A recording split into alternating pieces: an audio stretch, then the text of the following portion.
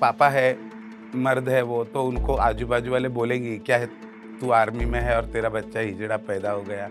तो उसकी वजह से मेरे को घर से निकाल दिया गया। फिर मुझे नाचना आता है तो मैं नाचने गई, मुझे भीख माँगना आता है मैं भीख माँगने गई।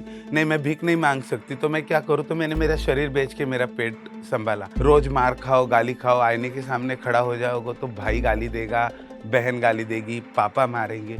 लेकिन आज जब मैं तैयार होने जाती हूँ, तो विनिटी का डोर खोल के बाहर आती हूँ, तो सब लोग मैडम, मैडम, मैडम, मैडम करते। मम्मी मार्केट में जाएगी, तो मम्मी को बोलती है, "आप विक्की जी की मम्मी हो?" तो मम्मी मेरे को घर पे आके बोलती है, "नमस्कार, मैं विक्की शिंदे, मैं मुंबई से हूँ। मैं एक ट्रांसजेंडर एक्टिविस्ट हूँ, एक्टर भी हूँ, आर्टिस्ट भी हूँ और ये है मेरी कहानी।" 20 साल पहले अगर मैं खुद के बारे में आज सोचती हूँ, तो मुझे लगता है कि यार अगर मैंने थोड़ा-सा हिम्मत नहीं दिखाया होता, तो मैं आज पता नहीं कहाँ रहती। जबकि मैं एक मेल पैदा हुई हूँ, लेकिन मेरी जो अंदर की आवाज़ थी, वो औरत की थी कि मैं साड़ी पहनूँ या मैं बड़ी बिंदी लगाऊँ, मैं कान के पहनूँ, लिपस्टिक लगाऊँ। अ, ये तो इम्पॉसिबल था घर में क्योंकि मैं मिडल क्लास से आई हूँ और मेरे घर में मेरे पापा आर्मी में थे। तो बहुत से स्ट्रिक्ट्स रूल्स थे हमारे घर में कुछ, तो काफ़ी टाइम स्ट्रगल करना पड़ा मुझे इसके लिए। बचपन में मैं लोगों के घर में दूध लाइन डालना, पेपर डालना, उससे मेरे को कुछ इनकम मिल जाता था। मैं मेरी ग्रैंडमदर के साथ बहुत काम करती थी, कटलरी का सामान रास्ते में यहाँ-वहाँ बेचना, बहुत कुछ काम किया। मैं खुद को ढूँढ रही थी, पता नहीं कैसे मैं खुद को ढूँढ पाऊँगी, ये वो टाइम का सवाल था। लेकिन बाद में मुझे मालूम पड़ने लगा कि नहीं, कुछ अलग है और एलजीबीटी के बारे में मालूम पड़ा। फिर मुझे समझ में आया कि मैं क्या हूँ? फिर मैंने घर में एक बार बताया कि मुझे एज़ अ ट्रांसजेंडर जीना है, तो पापा-मम्मी ने बहुत मारा था और पापा आर्मी में होने के कारण पापा जब आते थे आर्मी से, तो मम्मी की और उनकी बहुत झगड़े होते थे क्योंकि पापा के दोस्त लोग उनको बताते थे, "तेरा बच्चा ऐसा है, तेरा बच्चा वैसा है।" मैं एक बचपन से मुझे डांस का बहुत शौक था और मैं अच्छी लावनी डांसर हूँ, थी और रहूँगी। क्योंकि उस टाइम मुझे जब भी मैं घर में साड़ी नहीं पहनती थी, मैं लावनी की वजह से मुझे स्टेज पे साड़ी पहनने को चांस मिला और काफ़ी टाइम मैंने शोज़ किए। जब मैं लावनी डांस करती थी, तो एक दिन मेरे घर में मैंने बैग रखा था। मेरे बैग में क्या है सिर्फ़ मुझे ही मालूम था और मम्मी को मालूम था, लेकिन भाई को नहीं मालूम था। तो एक दिन भाई ने बैग पकड़ा और बैग खोल के देखा तो उसमें ब्रा और ड्रेपरी निकला, सब ज्वेलरीज़ वग़ैरह। तो मम्मी से उसने कहा कि, "ये क्या बार में नाचता है?" तो मम्मी बोली, "नहीं, बार में नहीं नाचता, लेकिन क्या करता है मुझे नहीं पता।" फिर बहुत मार भी पड़ी थी। उसके बाद पापा ने भी मुझे घर से बाहर निकाल दिया था। फिर मैं मेरे मामा-मामी के घर पे रही थी और जिस टाइम मेरे घर में पता चल गया कि मैं लावनी शो करती हूँ, तो मेरी ग्रैंडमदर ने मेरे पापा से कहा कि मेरा बच्चा है, मुझे मेरे घर में चाहिए और उसने मुझे वापस घर में एंट्री दी और उसने एंट्री देने के बाद जो मुझे ताकत मिली मेरी ग्रैंडमदर से कि आज मैं यहाँ खड़ी हूँ, क्योंकि उसने कहा कि मेरा बच्चा मेल हो, फीमेल हो या ट्रांसजेंडर हो, मेरे घर में रहेगा। तो फिर तब से जो मुझे ताकत मिली तो मैं मेरे जो मुझे हासिल करना था, मैं वही दिशा से चलती रही। मैंने एक लावणी डान्स करती थी, तो मैंने रत्नागिरी में एक मेरा शो ओपन किया था, नटले तुमच्यासाठी। तो एक बार पेपर में फ़ोटो आया था और मेरे पापा के हाथ में वो पेपर का पर्चा लगा। तो पापा ने घर पे आने के बाद मम्मी के सामने ऐसे फेंका पर्चा, बोलता है, "ये देख तेरा बच्चा क्या करता है।" तो मम्मी को पढ़ना-लिखना नहीं आता। लेकिन मम्मी को मैंने ये बता दिया था कि मम्मी मैं क्या करती हूँ। तो मम्मी ने पापा से इतना ही कहा कि वो रास्ते पे नाचता नहीं है या तो बार में नाचता नहीं है, वो अच्छे स्टेज पे परफ़ॉर्म करता है। तो भी पापा है, मर्द है वो, तो उनको आजू-बाजू वाले बोलेंगे, "क्या है, तू आर्मी में है और तेरा बच्चा हिजड़ा पैदा हो गया।" तो उसकी वजह से बहुत सी प्रॉब्लम हमेशा ही आ रही थी मेरे घर में। और जब भी भाई के साथ मेरा ज़्यादा बातचीत ही नहीं होता था क्योंकि वो तो मुझे पूरा अनदेखा ही करता था। लेकिन आज जो सीन है, बहुत प्राउड फ़ील करती हूँ कि मैंने खुद को ढूँढा, बहुत ढूँढा मैंने मेरे खुद को और वो ढूँढने के लिए जो मेरे पिछले साल, अभी के साल जो गए हैं, तो मैं उसको प्राउडली लेती हूँ क्योंकि काफ़ी ऐसे बच्चे हैं मेरे जैसे कि जिनको अपने माँ-बाप की सपोर्ट नहीं मिलती। मैंने जब फर्स्ट टाइम साड़ी पहनी थी स्टेज पे, तो एक अलग ही मतलब मैं क्या करूँ, मैं क्या पहनूँ, क्या नहीं पहनूँ? मतलब समझ में नहीं आ रहा था, इतनी खुश थी मैं और ऑडियंस मुझे देखने वाली है, इसकी वजह से तो मैं ज़्यादा रेडी हो गई थी। ये तो मेरा लावनी का हो गया, लेकिन जिस टाइम मैं first time real real life में मैंने घर में साड़ी पहनी मेरे, उस टाइम तो मम्मी तो आधी मर गई थी मेरी, लेकिन जब मैंने वो साड़ी पहनने के बाद मैं जब भी बदाई को गई या बस्ती को गई, तो लोगों का देखना या लोगों का लाइक करना या मैं बहुत अच्छी डांसर हूँ, तो लोग मुझे बोले, "बहुत अच्छे लग रहे हो, बहुत अच्छे नाचते हो।" तो ये हर एक-एक स्टेप था जो मुझे मेरी ज़िंदगी को ज़िंदगी दे रहे थे। क्योंकि उसके पहले मुझे कुछ नहीं मालूम था, मैं कहाँ जाऊँ, मैं क्या करूँ, मैं कैसे रहूँ? क्योंकि मुझे पैंट शर्ट पे मैं कभी कंफर्टेबल नहीं, मैं किसी की शादी में नहीं जाती थी, बर्थडे ने नहीं, क्योंकि मुझे ज़्यादा पब्लिक देखूँ तो डर लगता था।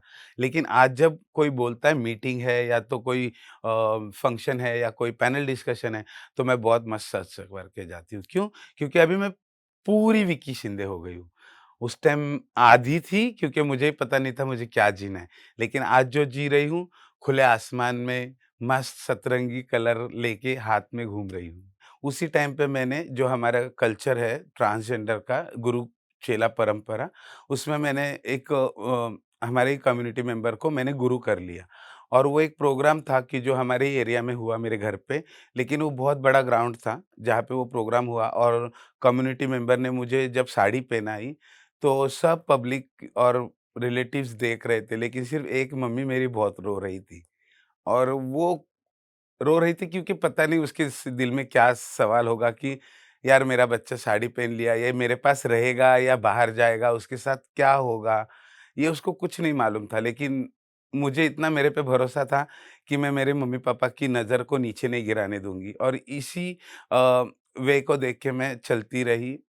आज तक यहाँ तक वही इस पे चल के आई हूँ। जब मैंने गुरु चेला परंपरा में मैं गई मेरे गुरु के साथ, तो हम लोग उस टाइम मैं नया-नया ट्रांस थी और साड़ी पहनना बहुत पसंद था मुझे, तो मैं बदाई बस्ती में जाती थी, किसी की शादी में, ब्याह में नाचना-गाना, तो बहुत अच्छा लगने लगा कि हाँ, मैं ऐसे लग रहा था कि सच में अभी मतलब एक खाली बॉक्स में कुछ चीज़ आ गई। मतलब शरीर तो था, दिल था, लेकिन उसमें जान नहीं थी। लेकिन जिस टाइम मुझे साड़ी पहनने मिली, मैं पब्लिक में साड़ी पहन के निकलने लगी, तो मुझे ऐसे लगा कि मैं एक ज़िंदा चीज़ हूँ और मैं बहुत अच्छे से मैं रास्ते से चलती हूँ कभी, तो लोग चिढ़ाते भी हैं, बहुत कुछ करते हैं, कोई आँख मारेगा, कोई इशारे करेगा, तो कोई दुआ भी लेगा।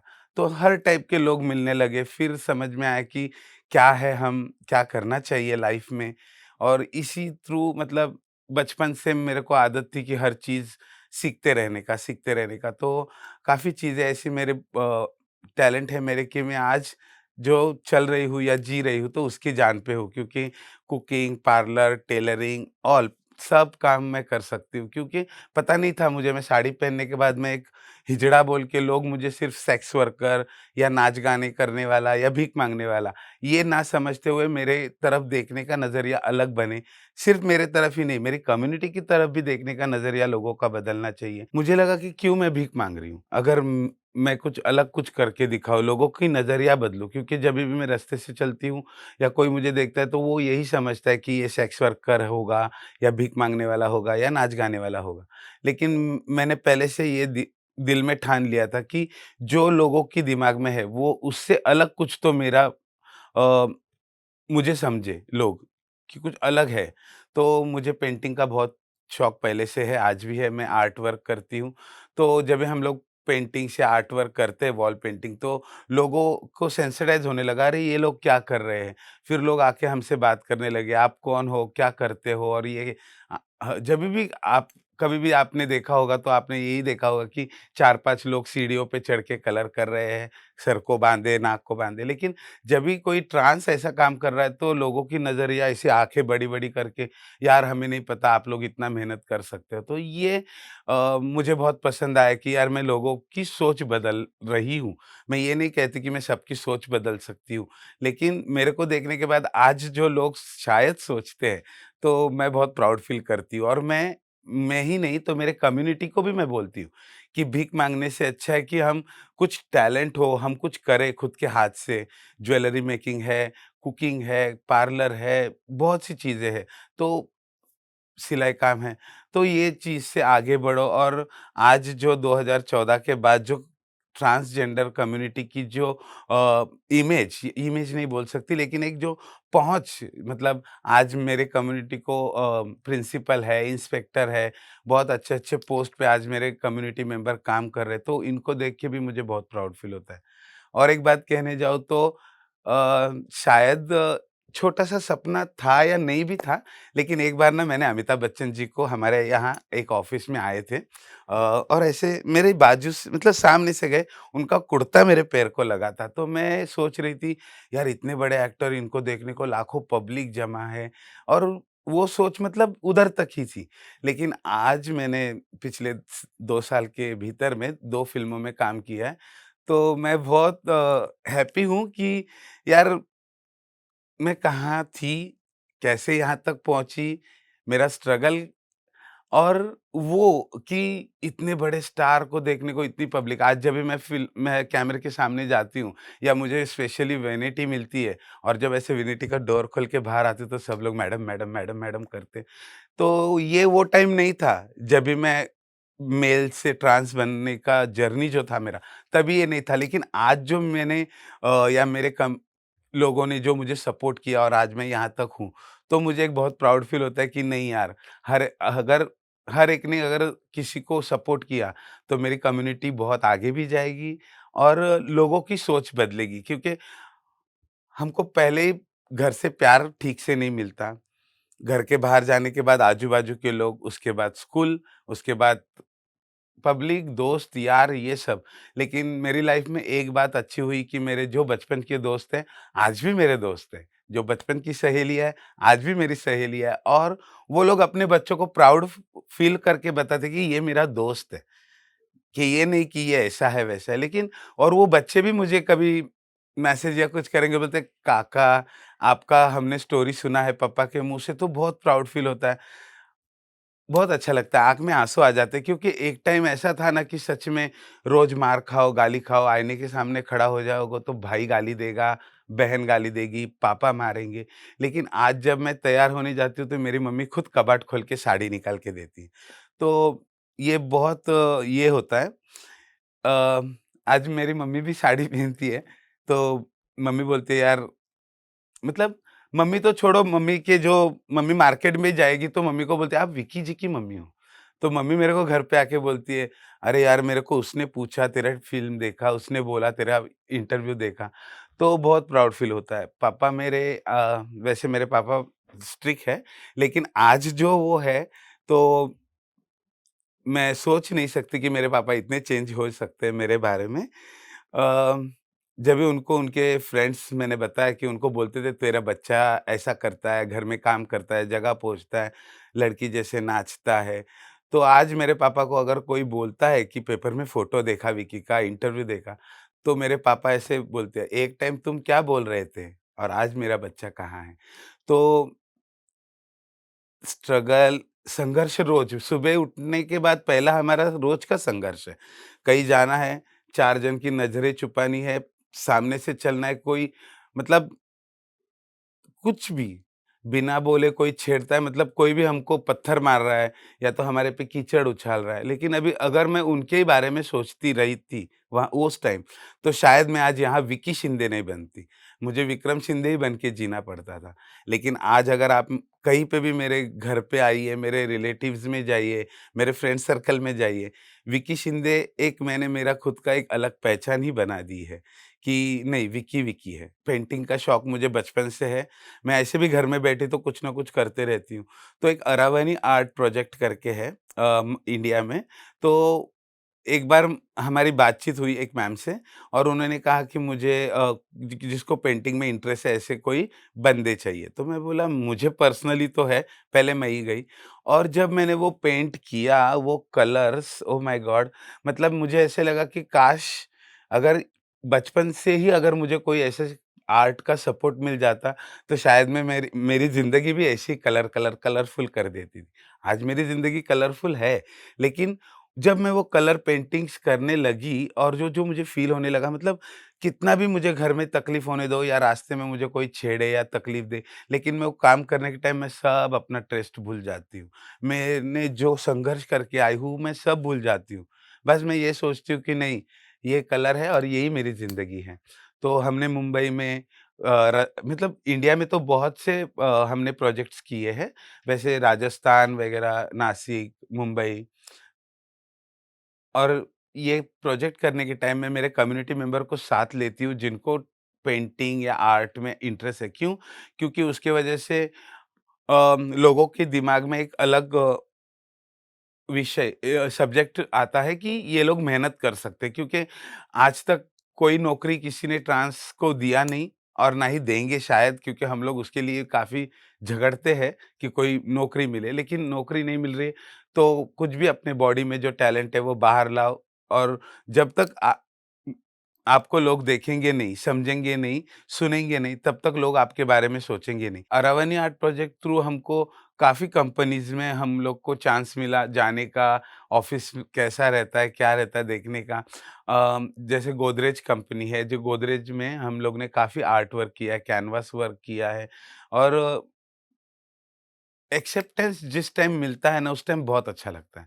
क्योंकि आज तक तो लोगों की गालियाँ और यही सुनते आए हैं, लेकिन आज जब हम लोग कहीं जाते हैं आर्ट वर्क के लिए या कोई भी काम के लिए या मैं जब सेंसिटाइज़ेशन प्रोग्राम के लिए जाती हूँ किसी स्कूल, कॉलेज या पुलिस स्टेशंस में, तो लोगों की आँखों से मालूम पड़ता है कि लोग क्या सोच रहे हैं हमारे बारे में। मैंने हाल ही में ही रणदीप हुड्डा सर के साथ उनकी एक वेब सीरीज़ है, इंस्पेक्टर अविनाश, तो उसमें मैंने साइड कैरेक्टर का काम किया। उसके बाद ह अभी हाल ही में आई हुई नवाज़ सर की हड्डी फ़िल्म है, उसमें भी मैंने राना लक्ष्मी करके एक कैरेक्टर किया और मज़े की बात ये है कि मैं रियल लाइफ़ में कभी विलन जैसे रही नहीं, लेकिन ये दोनों रोल मुझे प्रॉपर विलेन के मिले हैं और एकदम अपोज़िट होने के कारण मैंने उसमें बहुत एन्जॉय किया वो रोल में और जब मुझे फ़िल्म देखने के बाद आज मुझे रास्ते से या तो मेरे घर पे बाजू वाले बोलते, "यार विक्की मस्त एक्टिंग किया।" तो बहुत प्राउड फ़ील होता है यार। तभी मुझे वो अमिताभ बच्चन जी याद आए कि यार एक टाइम वो था मेरा जो मैं ऐसे खड़ी थी उनको देख रहे थे, आज लोग मुझे ऐसे देख रहे हैं। वैसे ट्रांसजेंडर का अगर हिस्ट्री देखा जाएगा तो राम राज्य से ट्रांसजेंडर आए हैं। लेकिन जब भी अंग्रेज आए इंडिया में और अंग्रेजों ने देखा कि राजा महाराजा जब भी लड़ाई को जाते थे तो बहुत से सिपाही लाखों सिपाही लेके जाते थे, लेकिन वो सिपाही की कोई भी सिपाही की बीवी उनके साथ नहीं जाती थी उनका ख्याल रखने के लिए। तो उस टाइम ट्रांसजेंडर का यूज किया जाता था कि उनका खाना बनाना, उनका कपड़ा धोना लेना, इवन वो सिपाहियों के साथ सोने के लिए भी ट्रांसजेंडर का यूज किया जाता था। और ये देखा जब अंग्रेज़ों ने, तो अंग्रेज़ों ने कहा कि ये भी मेल है, वो भी मेल है और ये दोनों ये गुनाह तो भी वो 377 लागू हुआ था। और जब हमको हमारे समाज से मतलब राजा के महल से उतार के बाहर फेंक दिया, हमारे पास नौकरी नहीं, काम नहीं क्योंकि हम लोग राजा के राज दरबार में नाच-गाना, खाना पकाने का काम हमारा होता था। लेकिन उसके बाद हमको काम नहीं, कोई दरवाजे पे खड़ा नहीं कर रहा था। तो फिर मेरी समाज क्या करे? फिर मुझे नाचना आता है तो मैं नाचने गई, मुझे भीख माँगना आता है मैं भीख माँगने गई। नहीं मैं भीख नहीं माँग सकती तो मैं क्या करूँ? तो मैंने मेरा शरीर बेच के मेरा पेट सँभाला। तो ये तब से चालू हो गया। ये हमारा कल्चर नहीं है कि हम सेक्स वर्कर हैं, हम भीख माँगते हैं, हम नाच-गाना करते हैं। ये तो समाज ने हमको दिया। और जो आज चल रहा है, तो आज खुद होके लोग हमको फ़ोन करके बुलाते हैं, हमारे घर में शादी है, आओ बधाई दो, दुआ दो। तो ये अभी ट्रांस चल और आज राम प्रभु रामचंद्र जी जब भी वनवास से जब जा रहे थे, तो पूरी अयोध्या नगरी बाहर आई थी। Male, female, trans all. लेकिन प्रभु रामचंद्र जी ने सिर्फ़ एक ही बार पीछे मुड़ के देखा और कहा कि भाइयों और बहनों, यहाँ से वापस चले जाओ और 14 साल बाद आने के बाद मेरा स्वागत करो। 14 साल बाद जब राम जी आए और पूरी अयोध्या नगरी अंदर से सजी थी, लेकिन वो गेट के बाहर ना एक 10-15 लोग ऐसे घूंघट लिए खड़े थे। तो प्रभु रामचंद्र जी ने पूछा लक्ष्मण जी से, "ये कौन है?" तो लक्ष्मण जी ने कहा, "भैया, ये ना नर है, ना नारी है। क्योंकि आपने जब भी वनवास को चले, तो आपने भाई नर-नारी को जाने के लिए कहा, लेकिन ये नर भी नहीं है, नारी भी नहीं है। तो ये 14 साल हो गए आपका इधर वेट कर रहे हैं।" तो उस टाइम रामचंद्र जी ने प्रभु रामचंद्र जी ने आशीर्वाद दिया कि कलयुग में आपका राज होगा। शायद ये कलयुग है, मैं मान रही हूँ शुरुआत, क्योंकि जो मेरे कम्युनिटी पहले जी रही थी, आज मैं देखती हूँ या मैं फ़ील कर रही हूँ कि मैं बहुत प्राउड फ़ील से जी रही हूँ। मैं रास्ते से खुली अ, स चेहरा उठा के चल रही हूँ, ना ना कि मैं किसी से डर के चल रही हूँ। काफ़ी साल पहले की बात है ये कि जो हमारे कम्युनिटी को कोई देखता भी नहीं था, लेकिन आज हमारे कम्युनिटी को लोग एक्सेप्ट कर रहे हैं, जो प्यार दे रहे हैं, जो मोहब्बत मिल रही है, ये बहुत, बहुत, बहुत उसको मोल नहीं है, अनमोल चीज़ मिल रही है। तो इसकी वजह से मेरी कम्युनिटी भी बहुत आगे आ रही है, मैं खुद आगे आ रही हूँ और आज मैं यहाँ तक हूँ।